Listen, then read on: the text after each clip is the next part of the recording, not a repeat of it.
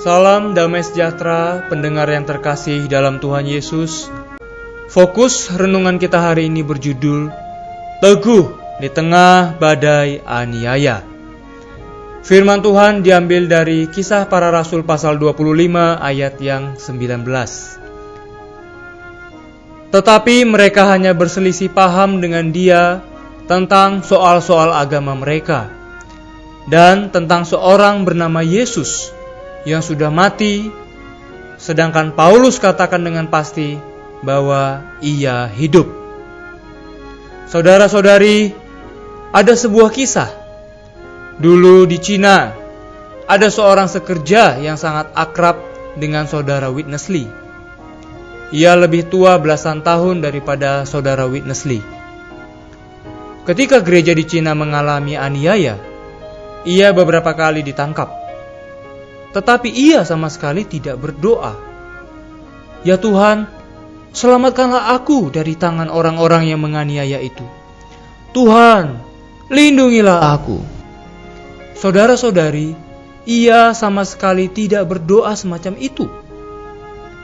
Ketika ditangkap dan diinterogasi, orang-orang yang memeriksa juga tidak perlu banyak bertanya. Saudara itu sendiri berkata, "Aku memberi kalian 3 jalan. Bila ingin membunuh aku, silakan membunuh. Bila ingin memenjarakan aku, penjarakanlah. Dan bila ingin melepaskan aku, lepaskanlah aku. Dan aku akan segera memberitakan Yesus."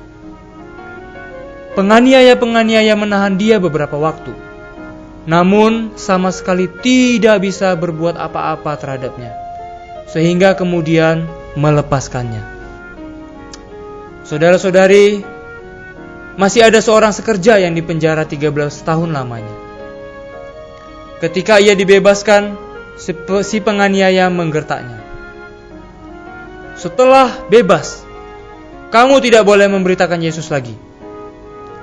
Tetapi dia dengan perkasa menjawab, "Kalau aku tidak memberitakan Yesus lagi, sia-sialah aku dipenjarakan selama 13 tahun ini." Boleh dipenjarakan, tetapi tetap memberitakan Yesus. Saudara-saudari, ini adalah kisah di mana seseorang yang melayani Allah teguh di tengah badai aniaya. Kita juga tidak lupa pada kisah yang satu ini. Kisah dari Martin Luther. Ketika dia pergi ke Worms untuk diadili, ia sangat perkasa. Banyak orang-orang menganjuri dia.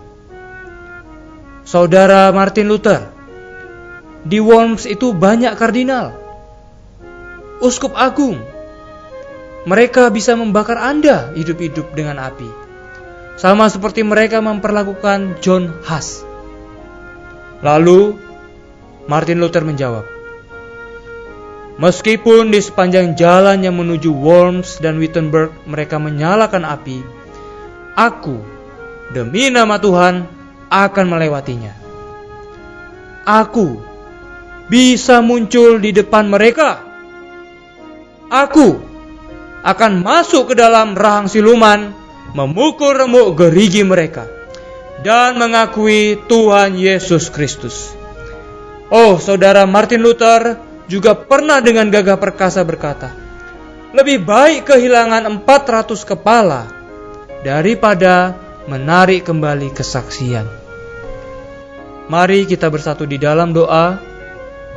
Ya Bapa, rahmati diri kami untuk memiliki keberanian untuk terus memberitakan nama Yesus dan tidak gentar terhadap penganiayaan yang menanti kami.